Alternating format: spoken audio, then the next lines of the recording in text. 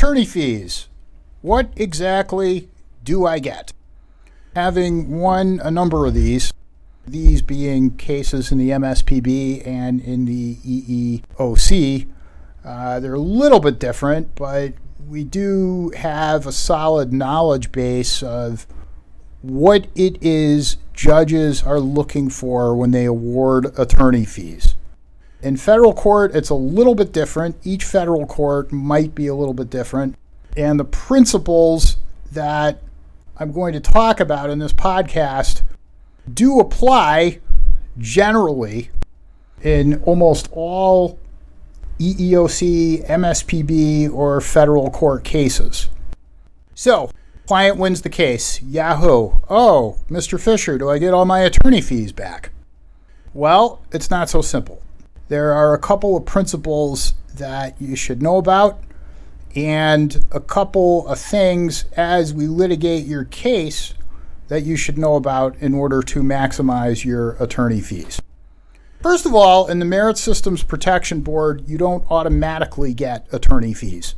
The court has to find that not only that you won, but that either the agency initiated the action in bad faith or somewhere along the case the agency knew or should have known it was not going to win. That's why you'll see at MSPB cases, judges, and they're going to tell the agency at various times in the litigation and at various conferences, hey, I can't believe you're not trying to settle this case. I recently had a trial, and in the middle of the case, the judge said that to the agency, an MSPB judge. He said to them, you mean after yesterday's testimony, you still don't want to settle your case? Why is that judge doing that? He's alerting the agency that if you lose this case, you will very likely have to pay attorney fees. So that's issue number one. At the EEOC, it's a little bit different. You don't have that requirement, but what both of these forums have, and also what's in federal court, and this is important, is that you're generally not going to get attorney fees for claims that you don't win. And this is really important because people want to sue for everything.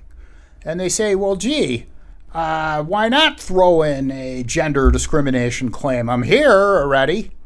Why not throw in an age claim or a disability retaliation or a whistleblower case? Why not? Well, the why not is because for every claim you don't win, the agency is going to argue and the court is generally going to uphold on some level you didn't win that claim. So think about it. You spend something like $35,000 on attorney fees. You brought two claims that your attorney said probably aren't going to win. You said, I don't care. I want to litigate this anyway. Then you win the case on, let's say, a wrongful termination at the MSPB. Judge finds there was procedural error. The government made a mistake. Maybe didn't apply the Douglas factors correctly, but you don't win your other claims.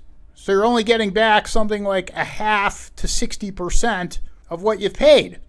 Well, that's not on the court or on the attorney. That's on the client for not really understanding the value of the case and where the claims that are likely to win pay off.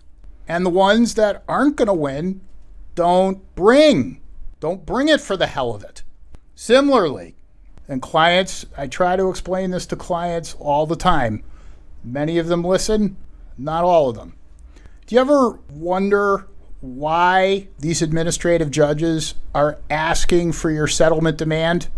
Because they want to know if your case was worth $10,000 in damages or $20,000 or $30,000, and your lawyer explained that to you, and the judge explained that to you, and you didn't care, and you said, well, I don't care what any of these people say.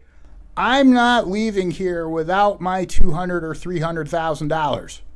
And then you win the case. Sure enough, they were right. You would win, but you only win $30,000. Now the government has an argument.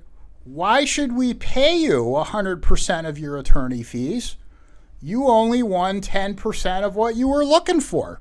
and judges will apply some of that. So this is why it's important when your attorney makes various recommendations of what this case is worth and which claims will prevail. You have, and I say this to everybody in litigation, I say this to all my clients, I don't get into arguments with clients about what they should accept or not. I give recommendations.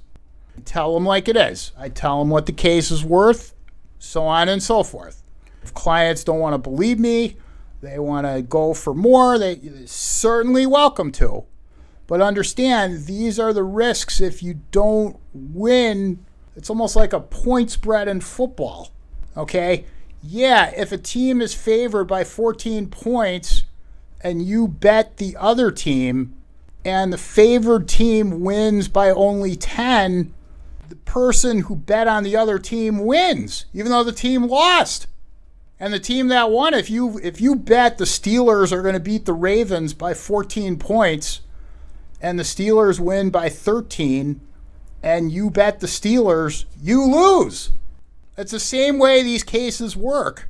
That's why you have to have a fundamental understanding of what you should go for in these cases, what attorney fees generally are recoverable, what are not. We have a strong command of cases that win and how to maximize your attorney fees, your attorney fee reimbursement in these cases. We can help you. Call us today. And we also invite you to subscribe to our YouTube channel. And also, we invite you to send any comments you may have if you want to hear future podcasts on some issue that's really important to you that we haven't done yet. Let us know that, and we can do that.